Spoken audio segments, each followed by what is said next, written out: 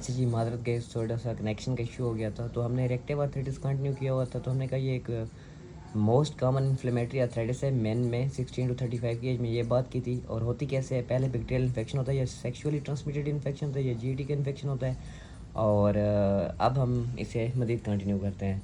तो ये कौन से सिम्टम्स के साथ एसोसिएटेड है? लोअर बैक पेन के साथ, इसके अलावा सैक्रोइलेटिस के साथ, मतलब जो हिप बोन्स है सैक्रम वाली उनकी इन्फ्लेमेशन के साथ। इसके अलावा एक मोस्ट इंपॉर्टेंट चीज़ है Ritter syndrome. Ritter syndrome 3 disease का ना कम्बिनेशन है, एक रिएक्टिव आर्थराइटिस का, एक नॉन गोनोकोकल यूथराइटिस का और एक कंजक्टिवाइटिस का।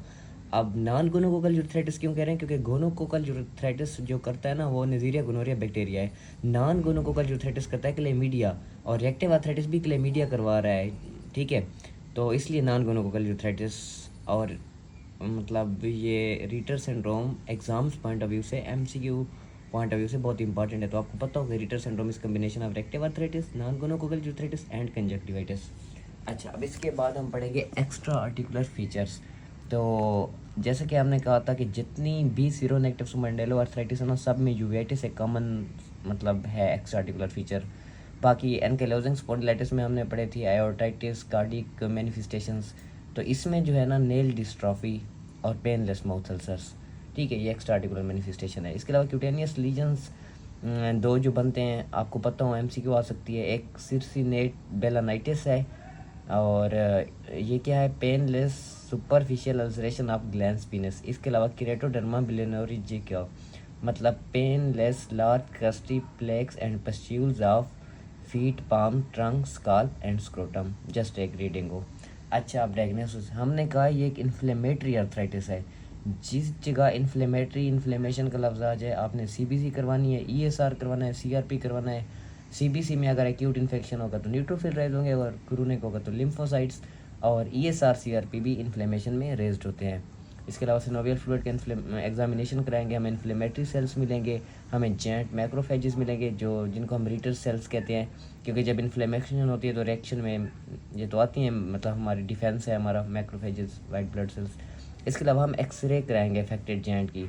तो जो अर्ली डिजीज़ होगी ना उसमें सॉफ्ट टिश्यू स्वेलिंग और इफ्यूजन होगी अराउंड अफेक्टेड जेंट, और जो लेट होगी उसमें asymmetrical proliferation of bone at the site of inflammation. इसके अलावा हम पीसीआर कराएंगे, यूरिन और जेंटल स्वैप का फॉर क्लेमीडिया, स्टूल कल्चर कराएंगे।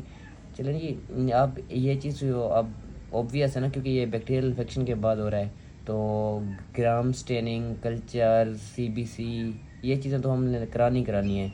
अब डिजीज़ किस चीज़ की है? जेंट्स की। तो जेंट्स का कोई भी मसला हो सबसे पहले एक्सरे करवाते हैं, तो वो भी हम करवाएंगे। अच्छा, तो उसके बाद ट्रीटमेंट। अब जो एक्यूट अटैक हो ना उसमें आपने रेस्ट एक बहुत इंपॉर्टेंट चीज़ है। जेंट्स को मूव नहीं कराना, आपने कंप्लीट बेड रेस्ट हो जाना है।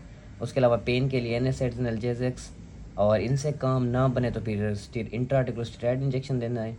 इसके अलावा एंटीबायोटिक्स देनी है, क्योंकि बैक्टीरियल इन्फेक्शन के नतीजे में ये हो रही है। और एंटीरियर यूवीआइटिस एक मेडिकल इमरजेंसी है। यूवीआइटिस को हम स्टेरॉइड से ट्रीट करते हैं।